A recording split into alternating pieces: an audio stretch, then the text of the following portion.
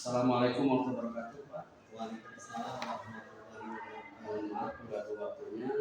Ini saya akan mewawancara Bapak berkaitan dengan mengidentifikasi kasus-kasus yang merupakan dilema etika atau moral. Bagaimana Bapak dapat mengidentifikasi kasus-kasus yang merupakan dilema atau etika atau rujukan moral? Jadi berdasarkan kasus terkait masuk dalam dilema etika ataupun etika, kita bisa melihat dari permasalahannya.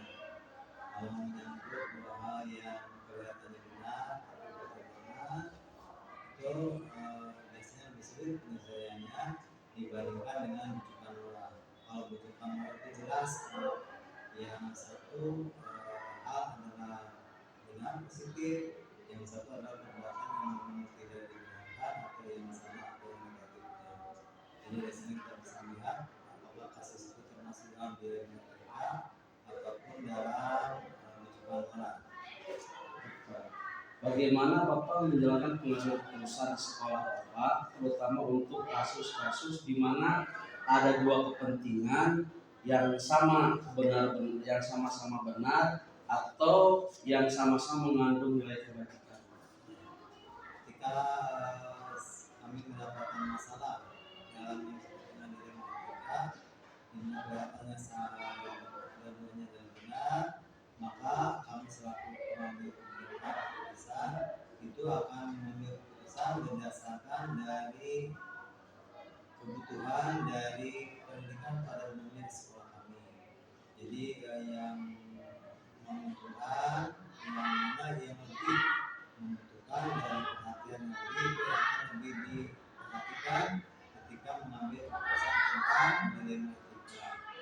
Jadi ketika ada dua hal yang bertentangan, maka kami akan mengutamakan dari kepentingan dari pendidikan yang ada di sekolah kami dibandingkan dengan kepentingan pribadi. Itu akan lebih menentukan terhadap sehingga pembelajaran SMP ini akan berjalan dengan baik.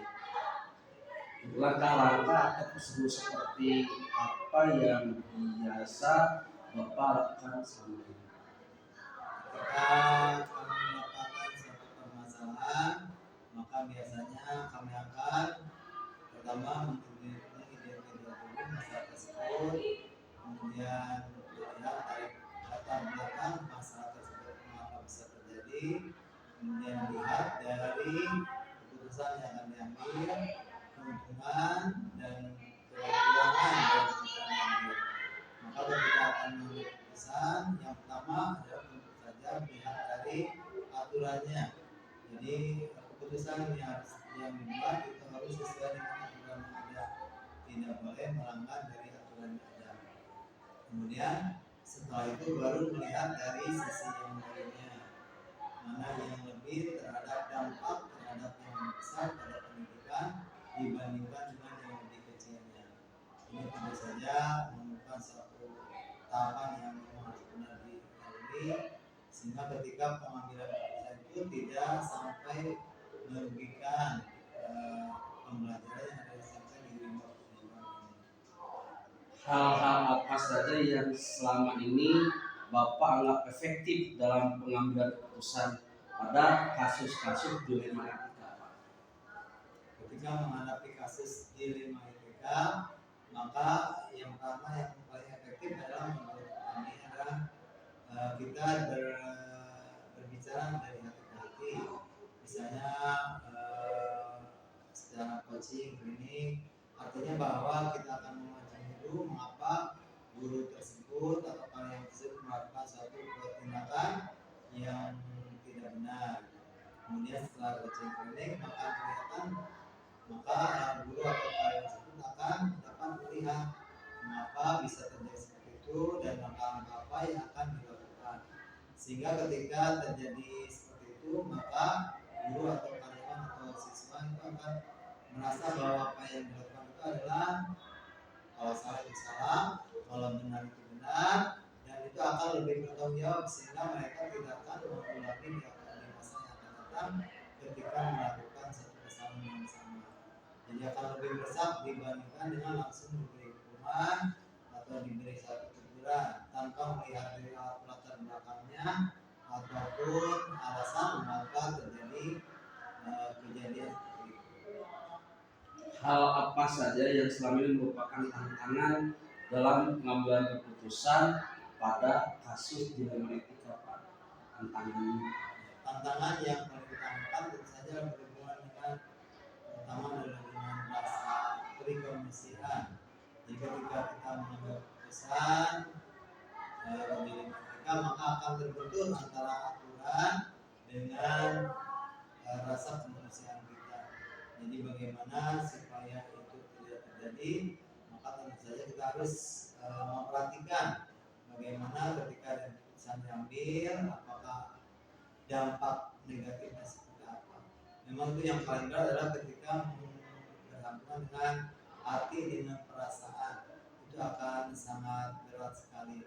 Jadi itu makanya ketika mengambil keputusan kita harus coaching dulu. Jadi kepada karyawan atau guru atau siswa tersebut harus benar sadar bahwa mereka memang ada masalah itu harus diselesaikan dengan sebaik-baiknya, sehingga tidak sampai perasaan mereka tidak sampai tidak nyaman ketika kita mengambil keputusan.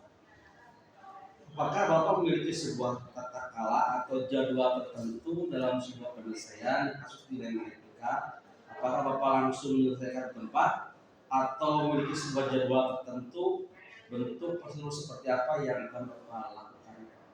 Ketika kami mendapatkan suatu masalah di dilema etika, maka kami biasanya tidak langsung melakukan pada saat itu juga, tapi memiliki jadwal tertentu. Mengapa? Karena ketika ada masalah di dilema etika, itu kita harus mencari dulu sumbernya, mencari dulu masalahnya itu apa. Jadi kami tidak hanya ingin dari satu pihak saja, tapi ingin menggali sumber informasinya. Sehingga ketika menggunakan proses seperti itu akan benar-benar suatu keputusan yang komprehensif, artinya data-datanya memang sudah lengkap, jadi tidak hanya satu pihak saja. Ini diperlukan suatu waktu yang tidak cepat, tidak sembrono, kita harus melihat sisi yang lainnya.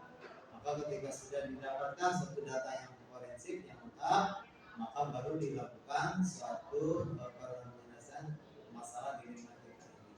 Memang sesuatu yang sangat berat ketika kita mendapatkan suatu masalah di dilema etika ini.